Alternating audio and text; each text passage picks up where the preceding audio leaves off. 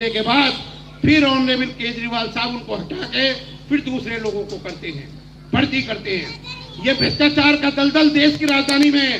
अगर इस देश के दलितों को, इस देश के मजदूरों को देश की राजधानी में न्याय नहीं मिल सकता तो दूर दराज गांव में न्याय मिलने की कोई उम्मीद नहीं है। इसलिए आप जागिए, उठिए, बीजेपी को आप मजबूत बनाइए। बीजेपी को मजबूत बनाना अपने आप को मजबूत बनाना है। और साथियों, बीजेपी सर बीएसपी को मजबूत बनाना, बीएसपी को मजबूत बनाना, अपने आप को मजबूत बनाना है। और दूसरा मैं आप लोगों से कहना चाहता हूं, ये जो बीएसपी पार्टी है ये उन लोगों की पार्टी है जिनके शरीर पर कोई परेशानी आप देखते हैं। आप देखते हैं कि जितनी भी शराब का निजीकरण करा गया है, भ्रष्टाचार फैला है और भ्रष्टाचार फैलने पर लोग जेल के अंदर बैठे हैं। लेकिन बीएसपी पार्टी जो है, बहुजन समाज पार्टी का मतलब है बहुजन समाज परिवार और बाबा साहब डॉक्टर अम्बेडकर की संस्कृति को आगे बढ़ाने वाला। तो मैं गालिब के एक शेर को कहूंगा कि ये गालिब एक भूल में जीवन भर करता रहा, गालिब एक भूल में जीवन भर करता रहा। अरे धूल तो जमी थी चेहरे पर और मैं आईने को साफ करता रहा।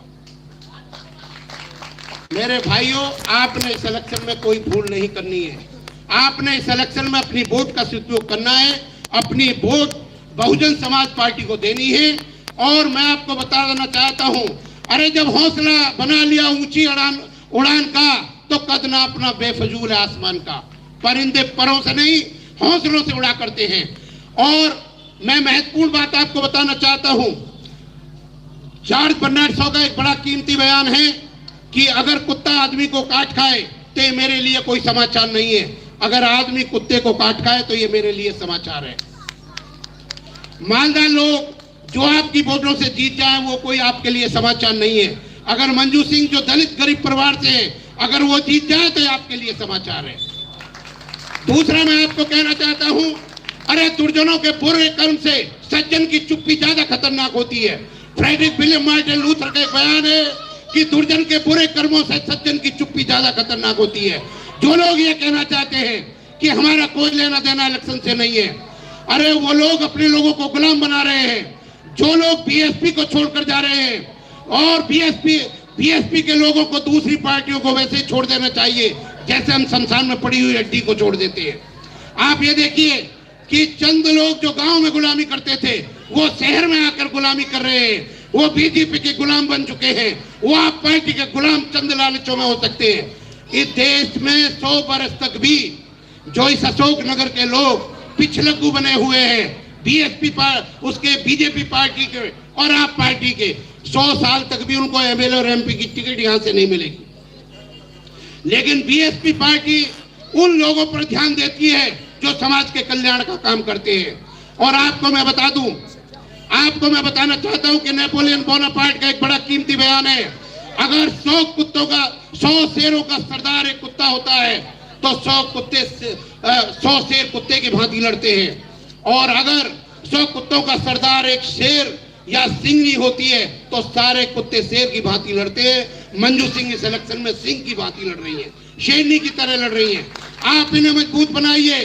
दूसरा, मैं एक बात और बड़े दावे के साथ कहना चाहता हूं, जो लोग ये कहते हैं कि जीते हार हैं हम वोट मंजू सिंह को देंगे, वो गलत है। वो लोग जब आप देखते हैं कि 200 फुट ऊपर सर्कस के अंदर एक लड़की कूदती है तो दूसरा उसको पकड़ता है।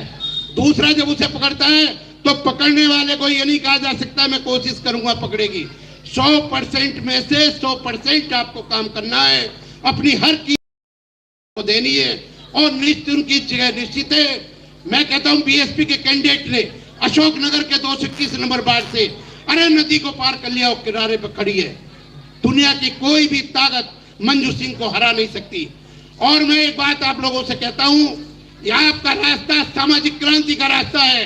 आपका जो रास्ता है बहुजन समाज पार्टी का, वो देश में से जुल्मों को, जिन लोगों पर जुल्म, सितम, अन्याय, अत्याचार और शोषण किया गया है, ऐसे लोगों के लिए बहुजन समाज पार्टी एक औषधि के रूप में सुझाई जा सकती है।